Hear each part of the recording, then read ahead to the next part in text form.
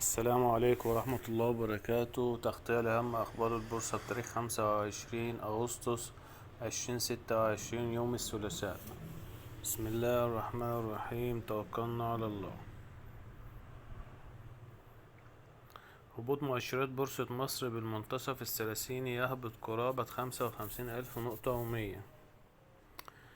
بدء التداول على أسهم شركة فيوتشر كير بالسوق الرئيسي للبورصة. طب نبص كده يا جماعة تفاصيل الخبر ده بسرعة.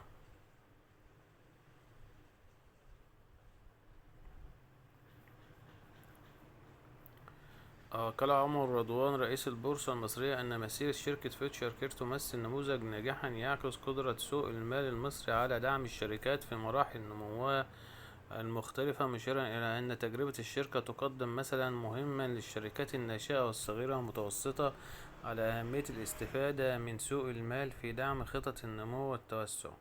جاء ذلك خلال احتفالية التي نظمتها البورصة المصرية بمناسبة بدء التداول على أسهم شركة فيتش كير للصناعات الطبية بالسوق الرئيسي، وذلك بعد انتقالها رسميا من سوق الشركات الصغيرة والمتوسطة عقب استيفائها كافة القواعد والشروط المقررة، وذلك مشاركة عمر رضوان رئيس البورصة المصرية، محمد صابر نائب رئيس البورصة، وأيمن بن خليفة رئيس مجلس إدارة شركة فيتشر كير للصناعات الطبية، وعدد من القيادات في البورصة وممثلي الشركات.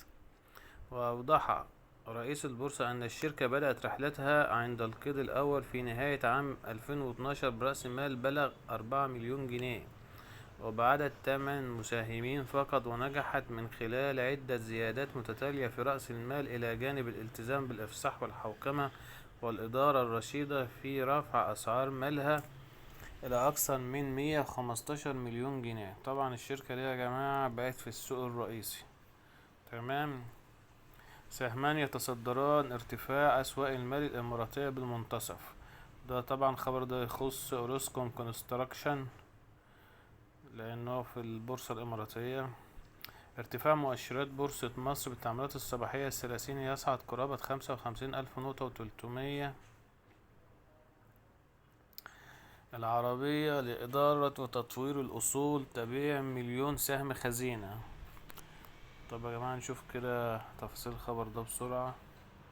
قالت الشركة العربية لإدارة وتطوير الأصول إنه تم بيع مليون سهم خزينة بجلسة أمس الاثنين، وأوضحت الشركة في بيان بورصة مصر اليوم الثلاثاء أنه بذلك يصبح إجمالي أسهم الخزينة التي تم بيعها بناء على قرار مجلس الإدارة حتى الآن 1,900,000 سهم، وكان مجلس الإدارة قرر بيع أسهم خزينة في حدود 20 مليون سهم. الشركة العربية للإدارة والتطوير. تمام. بايونيرز تشتري 250,000 سهم خزينة خلال جلسة الاثنين. مدينة مصر للإسكان ترفع رصيدها من أسهم الخزينة إلى 30 مليون سهم. الاتحاد الصيدلي تختار مستشارا ماليا لتقييم أرض تابعة تمهيدا لمشاركة عقارية. مساهم يخفض حصته في لوتس للتنمية بيبيع 10 مليون سهم ب17,200,000.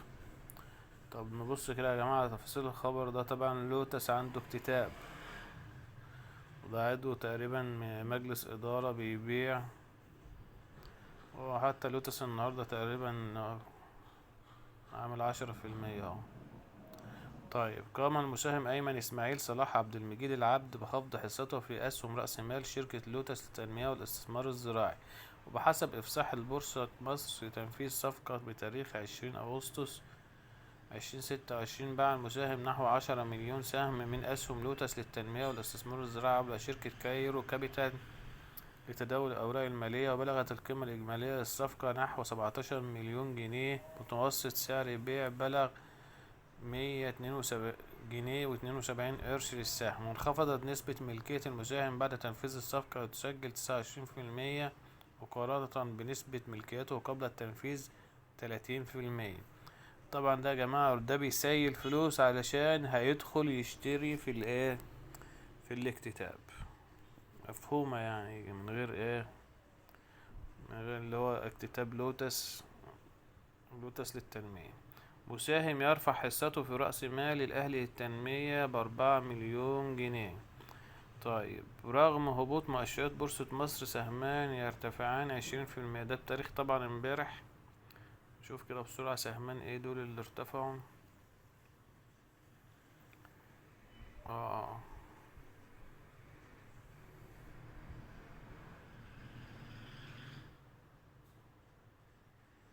شركة صندوق الاستثمار المصريين للاستثمار العقاري والخليجية الكندية للاستثمار العقاري للصعود بنحو 20%. يبقى الخليجية الكندية والاستثمار العقاري. طب تمام. القيمة السوقية لبورصة مصر تخسر 3 مليار جنيه في جلسة الأمس اللي هي الاتنين. تراجع مؤشرات بورصة مصر. طيب، اه بورصة مصر تبحث قيد حق اكتتاب زيادة رأس مال لوتس للتنمية ب85 مليون جنيه، اللي هو طبعا تقريبا الاكتتاب هيبدأ تقريبا بكرة على ما أتذكر. طب كده يا جماعة، احنا يعتبر غطينا معظم أخبار اليوم. شكرا لحضراتكم، والسلام عليكم ورحمة الله وبركاته.